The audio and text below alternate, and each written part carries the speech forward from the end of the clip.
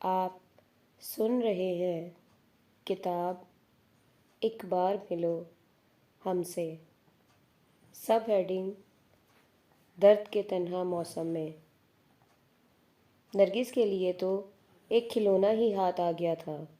قدرت نے کتنا اس پر ترس کھایا تھا، یا دوسرے لفظوں میں رحم کیا تھا۔ نرگس خود کو بہت خوش اور مطمئن پاتی تھی۔ سلمان کو پا کر تو وہ ساری اذیتیں اور تکلیفیں بھول ہی گئی تھی۔ وہ سو جاتا تو پھر وہ کچھ اسٹڈی بھی کر لیتی کہ پرائیویٹ ایم اے کرنا چاہتی تھی۔ ایم اے کرنا اس کا بہت پرانا خواب تھا۔ وقت کے تھال میں دن سکے بن کر گرتے رہے۔ سلمان اب پاؤں پاؤں چلنے لگا تھا۔ جس روز اس نے پہلی بار نرگس کو ماں ماں کہا تھا تو نرگس کو لگا تھا جیسے دنیا جہان کی ساری خوشیاں اس پر میंہ بن کر برسنے لگی ہوں۔ اس کا جی چاہا سلمان بار بار اسے ماں ماں کہے اور اس کا رواں رواں جواب دے۔ اپنی گول گول آنکھیں گھما کر سلمان اسے دیکھتا تو نرگس کے اندر تک ٹھنڈک اتر جاتی۔ اب اسے جذبہ ممتا کی اہمیت کا احساس ہوا تھا۔ اسے لگتا تھا جیسے وہ واقعی معتبر ہو گئی ہو۔ سیف الرحمن پر تو وہ پہلے بھی توجہ نہ دیتی تھی، اب تو وہ بالکل ہی انہیں نظر انداز کرنے لگی تھی۔ مگر سیف الرحمن نیازی کی محبت میں کوئی کمی نہ آئی تھی۔ وہ نرگس کا پہلے سے بھی زیادہ خیال رکھتے۔ وہ انہیں بتائے بغیر ہی سلمان کے ساتھ آؤٹنگ پر چلی جاتی تو وہ کبھی باز پرس نہ کرتے۔ انہیں نرگس پر حد درجہ اعتبار تھا۔ پھر نرگس نے پولیٹیکل سائنس میں ایم اے بھی کر لیا تو انہی دنوں ایسا حادثہ ہوا جس نے نرگس کی وجود کی عمارت کو ہلا کر رکھ دیا۔ جب سیف الرحمن نیازی بائی پاس آپریشن کی غرض سے امریکہ گئے تھے، آپریشن بھی کامیاب رہا تھا، پھر بھی وہ جاں بر نہ ہو سکے۔ ان کی لاش ہی دیار غیر سے آئی تھی اور یہ خبر بھی اسے ٹی وی اور اخبارات سے ملی تھی۔ وہ تو سیف الرحمن نیازی کے جنازے میں بھی شریک نہ ہو سکی۔ رات بھر سرد ہواؤں کے جھکڑ چلتے رہے اور وہ ننھے سلمان کو سینے سے لگائے آنسو بہاتی رہی۔ سامنے تو کوئی راستہ ہی نہ تھا، کہاں جائے، کیا کرے۔ صرف 3.5 سال بعد ہی بیوگی اس کا نصیب ہو گئی تھی۔ بے شک اسے سیف الرحمن سے محبت نہ تھی، مگر کچھ بھی تھا، وہ اس کا شوہر تھا، اس کے بیٹے کا باپ تھا، سب سے بڑھ کر اس کا چپر تھا۔ آج نرگس کو احساس ہوا تھا کہ سیف الرحمن اس کا کچھ نہ ہوتے ہوئے بھی بہت کچھ تھا۔ وہ واپس تنویر الوی کے پاس بھی نہ جا سکتی تھی اور نہ ہی جانا چاہتی تھی کہ گزرے 3.5 سالوں میں کب انہوں نے نرگس کی خبر گیری کی تھی۔ کبھی انہیں شاید احساس بھی نہ ہوا تھا کہ ان کی کوئی بھانجی بھی ہے، حالانکہ نرگس نے بارہا چاہا تھا ماما جانی کے ہاں جانا۔ سڑکوں پر، بازاروں میں وہ چہرے کھوجتی تھی جو وہ چھوڑ آئی تھی، بلکہ چھڑوا دیے گئے تھے۔ کبھی کبھی اس کا دل چاہتا تھا کہیں تو ماما جانی مل جائیں، کبھی تو نیلو ہی ٹکرا جائے، اور اگر کبھی کہیں حارث مل گیا تو یہ سوچ کر ہی اس کا دل ڈوبنے لگتا تھا۔ محبتوں کی ہجرت تو کبھی گوارا نہیں تھی۔ نہیں، مجھے حارث نہ ملے، نہ ہی میرا اس سے ٹکراؤ ہو۔ میں اس کی آنکھوں میں نفرت برداشت نہیں کر سکتی۔ وہ کپ کپا کر رہ جاتی، مگر اب اس کی خواہش تھی کوئی اپنا آئے جس کے کندھے پر سر رکھ کر وہ بے تحاشا روئے، خواہ وہ اپنا حارث ہی ہو۔ اسے یقین تھا کہ بہت کچھ کہنے کے بعد وہ ضرور اس کے آنسو پہنچے گا، مگر وہ کیسے آتا، کیوں آتا؟ نرگس اپنی تنہائیوں کو ہی گلے لگا کر روتی رہی، کرلاتی رہی، اور کوئی بھی اس کے آنسو پہنچنے نہ آیا۔ البتہ سلمان نے بار بار اپنی چھوٹی سی ہتھیلی سے اس کے آنسو پہنچے تھے۔ اور پوچھا تھا، مما کون ہوتی ہیں؟ مما کون ہوتی ہیں؟ وہ بیٹے کو بھی نہ بتا سکتی، بھلا کہتی تو کیا؟ سیف الرحمن نیازی کے ہاں سے کوئی بھی نہ آیا تھا، کسی کو خبر ہی نہ تھی کہ کوئی اور بھی سیف الرحمن کی زندگی میں شامل ہے۔ نرگس کو تو طرح طرح کی فکریں کھائے جا رہی تھیں۔ تب ایک روز شیراز لغاری ایڈوکیٹ رحمت کا فرشتہ بن کر آئے۔ سیف الرحمن کو گزرے 10 روز ہو چکے تھے۔ بیگم نیازی، نہایت رازداری سے یہ سب کچھ آپ کے نام نیازی صاحب نے کر دیا ہے اور یہ کاغذات ہیں، مگر کیا انہیں موت کا علم تھا؟ نرگس حیران تھی۔ شاید جب ان پر پہلی بار ہارٹ اٹیک گزشتہ برس ہوا تو انہوں نے مجھے بلوا کر وصیت لکھوائی تھی، جس کی روح سے یہ گھر اور بینک میں 25 لاکھ ڈپازٹ آپ کا ہے، اور آپ اس فکس ڈپازٹ کے منافع کی حقدار ہیں، جبکہ وہ 25 لاکھ سلمان کے نام ہے۔ آپ صرف منافع لے سکتی ہیں، جو کہ ماہانہ تقریباً 35,000 کے لگ بھگ ہے۔ شیراز لغاری نے مختصراً تفصیلات بتائیں۔ سیف الرحمن کے گھرانے سے آپ کا کوئی تعلق نہیں ہوگا۔ ان کی زندگی میں تعلق نہ رہا تو موت کے بعد تعلق کی کیا ضرورت ہے؟ نرگس کے لبوں پر زہر خون پھیل گیا۔ اور اگر آپ نے دوسری شادی کر لی تو پھر سلمان سے آپ کا کوئی تعلق نہیں رہے گا۔ کیا مطلب؟ وہ چونکی۔ مطلب یہ کہ میں نیازی صاحب کے وکیل کی حیثیت سے سلمان کا گارڈین ہوں۔ یہ میری صوابدید پر ہے کہ سلمان صاحب کو آپ سے ملنے دوں یا نہیں، مگر میں اتنا ظالم انسان نہیں ہوں۔ بیگم نیازی، آپ جوان ہیں، آپ کو سہارے کی ضرورت ہے، اور میں یہاں اپنے موکل سے انحراف کر لوں گا، بشرط یہ کہ آپ کا شوہر سلمان کو تسلیم کرے، بالکل اپنے بچوں کی طرح چاہے۔ اور پلیز لغاری صاحب، ابھی وہ باتیں مت کریں جن کے بارے میں نے اتنے دنوں میں ایک بار بھی نہیں سوچا۔ نرگس نے ان کی بات کاٹ کر ذرا ترش لہجے میں جواب دیا۔ میں آپ کو پہلے بتانا چاہتا ہوں، شیراز لغاری نے کہا، زندگی میری ہے اور مجھے یہ اختیار ہے کہ اسے میں کس طرح گزاروں۔ جو طریقہ میرے لیے بہتر ہوگا میں اسی طرح رہوں گی، اور کسی کو اعتراض کا کوئی حق نہیں۔ As you like. شیراز لغاری نے کندھے اچکائے اور بولے، سلمان کو مری بھیجنا ہے نا؟ کیوں؟ نرگس نے حیرت سے پوچھا۔ نیازی صاحب کی یہی خواہش تھی۔ میری خواہش کی بھی کوئی اہمیت ہے؟ لغاری صاحب، میں اور میرا بیٹا یہیں اسی شہر میں میرے ساتھ رہیں گے، یہیں پڑھے گا۔ ٹھیک ہے، جو آپ کی مرضی۔ میری مدد کی ضرورت پڑے تو آپ مجھے کال کر سکتی ہیں۔ شکریہ جی، میں ممنون ہوں آپ کی، اور مجھے کبھی ضرورت پڑی تو ضرور آپ کو مدد کے لیے بلاؤں گی۔ میرا ہے ہی کون جی؟ نرگس کی آنکھیں بھیگنے لگیں تو نہ جانے کیوں شیراز لغاری کا دل دکھ سے بھر گیا۔ بھری بہار میں جو اجڑ جائیں تو دکھ ہوتا ہی ہے۔ شیراز لغاری کے جانے کے بعد وہ سیف الرحمن نیازی کی وصیت کے کاغذات پڑھتی رہیں اور بے آواز روتی رہیں۔ کچھ بھی تھا، سیف الرحمن نے اس کا خیال تو رکھا تھا۔ انہیں شاید علم تھا کہ انہیں کچھ ہو گیا تو نرگس کیا کرے گی۔ ظاہر ہے نرگس نے اپنوں میں تو جانا نہیں تھا۔ شکر ہے اسے ٹھوکروں میں رہنا نہیں پڑا۔ اب تو اس کی ساری خواہشیں اور امنگیں سلمان کے دم سے تھیں۔ اس نے سیف الرحمن کی موت کا سوگ ضرور منایا، عدت کی مدت پوری کی تھی، اور پھر زندگی میں اپنی روٹین پہ آ گئی تھی۔ تنہا تو وہ پہلے بھی تھی، مگر اب تنہائی کچھ زیادہ ہی محسوس ہوتی تھی۔ کتابیں پڑھ پڑھ کر بھی وہ تھک جاتی تھی۔ تب وقت گزارنے کے لیے اس نے ایک اسکول میں جاب کر لی۔ حالانکہ جاب کی اسے ضرورت تو نہ تھی، مگر اب وہ اپنی صلاحیتوں کو دوبارہ آزمانا چاہتی تھی۔ کبھی وہ ضرورت کے لیے جاب کرتی تھی۔ ریڈیو، ٹی وی کے چھوٹے چھوٹے چیک اس کے خرچ میں معاون ثابت ہوتے تھے، اور اب اسے پیسوں کی ضرورت نہ تھی۔ وقت گزارنے کے لیے اس نے صرف 2,000 پر ملازمت قبول کر لی۔ اسے بچوں کو پڑھا کر روحانی مسرت ہوتی، اب اسے پڑھانا اچھا لگتا تھا۔ یوں ہی بہت سارے مہینے گزر گئے۔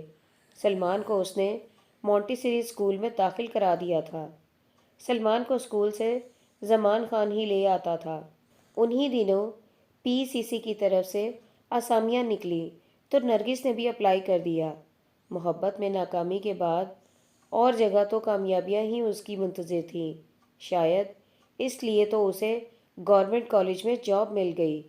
اسے کوئی سفارش نہ تلاشنی پڑی، نصیب اس کا سفارش بن گیا تھا۔ اب وہ مطمئن تھی۔ جس روز اس نے کالج جوائن کیا تو اسے لگا جیسے ادھورا خواب آج پورا ہو گیا ہو۔ بہت جلدی وہ لڑکیوں کی پسندیدہ لیکچرار بن گئی۔ اسے خوشی تھی کہ اسے اب تک کسی نے نہ پہچانا تھا، حالانکہ جن دنوں وہ جواں عزم پروگرام کرتی تھی تو اس کی دھوم تھی، سب جان لیتے تھے، پہچان لیتے تھے کہ وہ نرگس جمال ہے۔ لیکن شاید گزرے 5 سالوں میں اس میں بہت سی تبدیلیاں آ گئی تھیں۔ اگر کچھ پا نہیں سکتے تھے، کھونا چاہیے تھا۔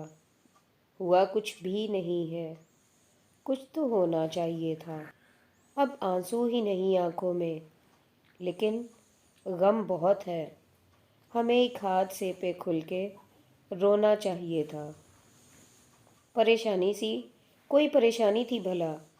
آج جب وہ کالج سے آئی تو سلمان گھر نہیں پہنچا تھا، جبکہ زمان خان بھی موجود نہ تھا۔ سلمان کہاں ہے؟ نرگس نے ملازمہ سے پوچھا۔ ابھی وہ نہیں آئے جی، فضلہ سعادت مندی سے بولی۔ اب تک نرگس نے وال کلاک کی جانب دیکھا جو دوپہر کے 3:15 بجا رہا تھا۔ پتہ نہیں جی، خدا خیر کرے۔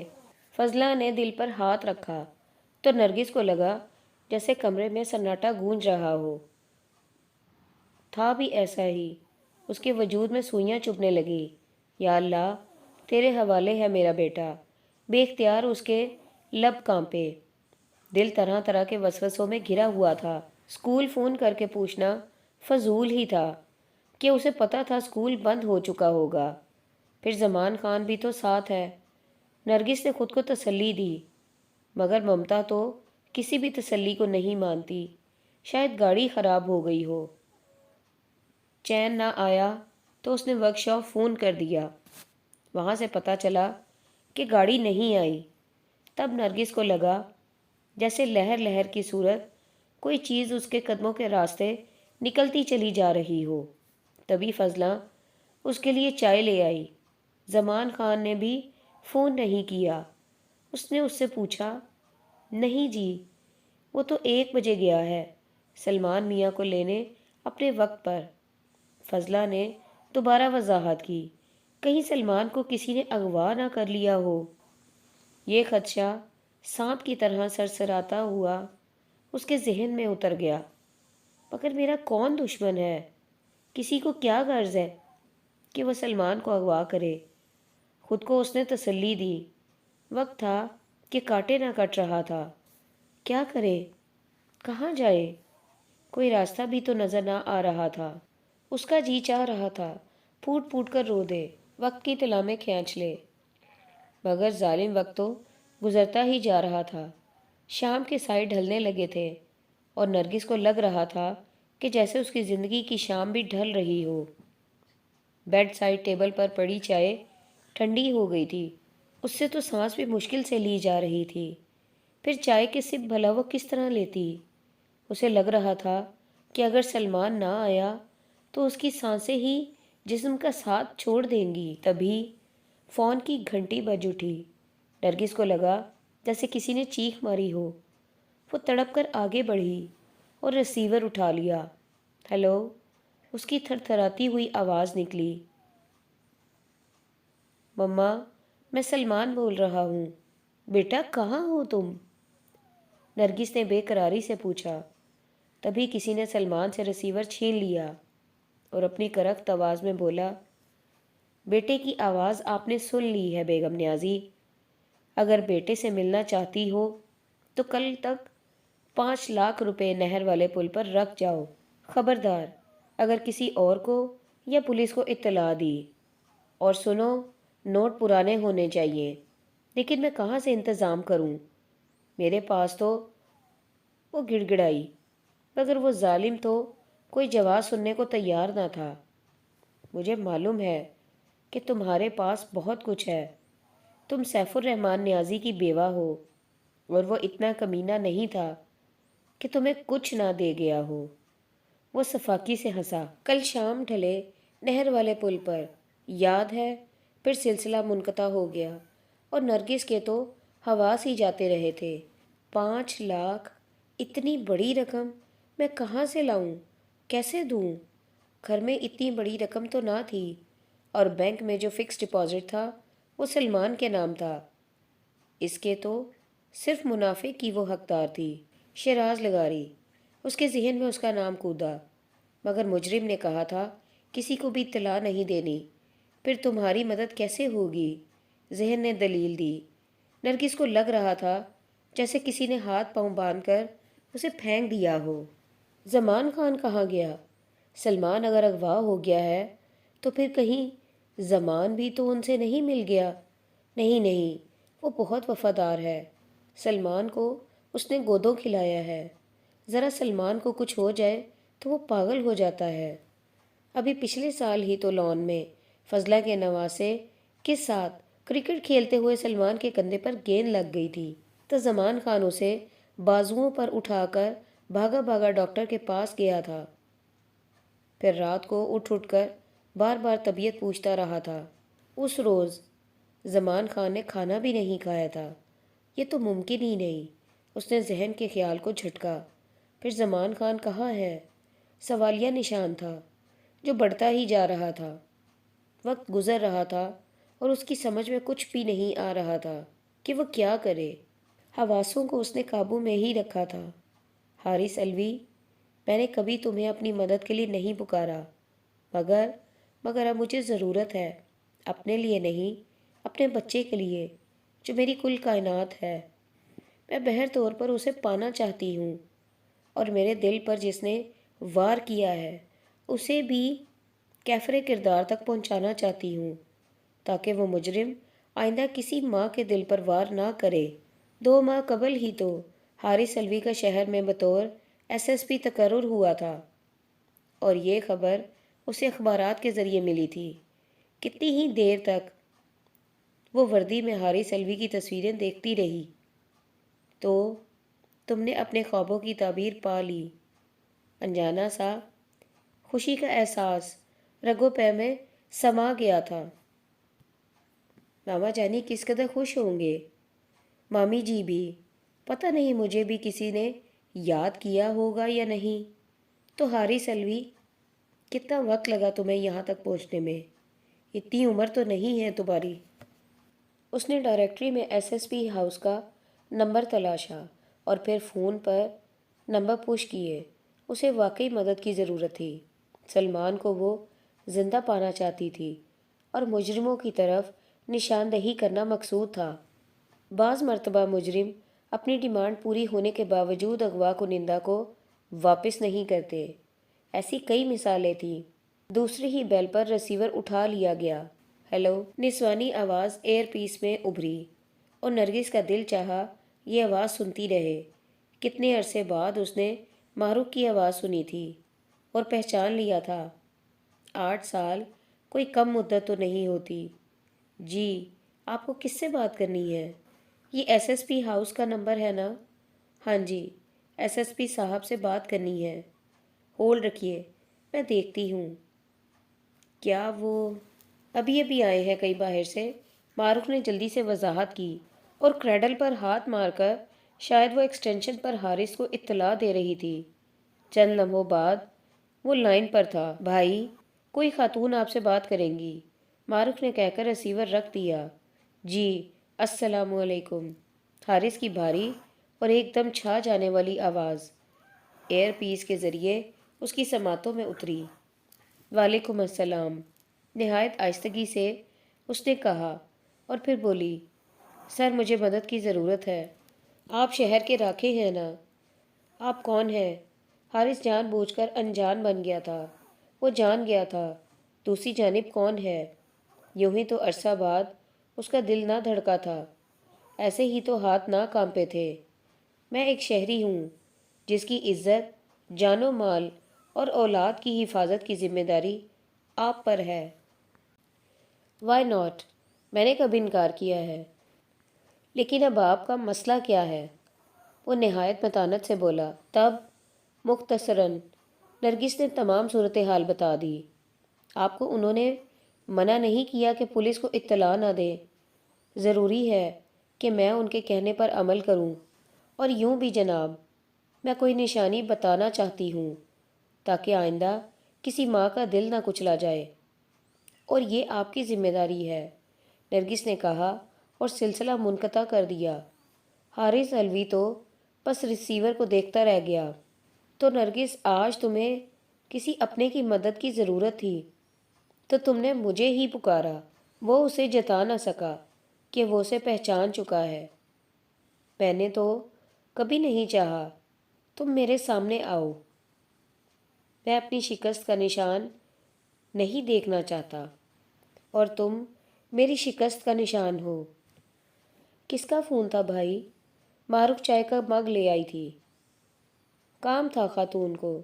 حارث نے نہ کام بتایا اور نہ ہی خاتون کا نام، مگر اس کے دل میں تو جوار بھاٹا آ ہی گیا تھا۔ کتنی پریشان ہوگی وہ! یہی احساس حارث کو بے چین کیے دے رہا تھا۔ بڑی مشکل سے رات کی سحر ہوئی تھی۔ ساری رات ہی نرگس کی آنکھوں میں کٹی تھی۔ وہ نماز پڑھ کر جائے نماز طے کر رہی تھی کہ فون کی گھنٹی بجی۔ لپک کر اس نے فون اٹھایا۔ دوسری طرف وہی کرخت آواز تھی۔ ہاں بیگم نیازی، انتظام کیا؟ انتظام تو کرنا ہی پڑتا ہے، اور میرے پاس جو کچھ ہے میرے بیٹے کا ہے۔ ہمیں صرف 5 لاکھ روپے چاہیے۔ دیکھیں بھائی، نرگس کی آواز بھر آئی، کیا آپ کو پتہ ہی ہوگا میں بیوہ عورت ہوں، اتنی رقم تو نہیں ہے۔ میرا زیور ہے جو میں سارے کا سارا لے آؤں گی، وہ 5 لاکھ سے زائد کا ہی ہے، اور نقد رقم صرف 1.25 لاکھ ہے۔ مگر ہمیں رقم چاہیے۔ زیور ہم نے کیا کرنے ہیں؟ میں کہاں سے لاؤں رقم؟ زیور بھیج دو، مشورہ دیا گیا، مگر بھائی، اس نے کہنا چاہا، ہم 2 روز بعد رابطہ قائم کر لیں گے۔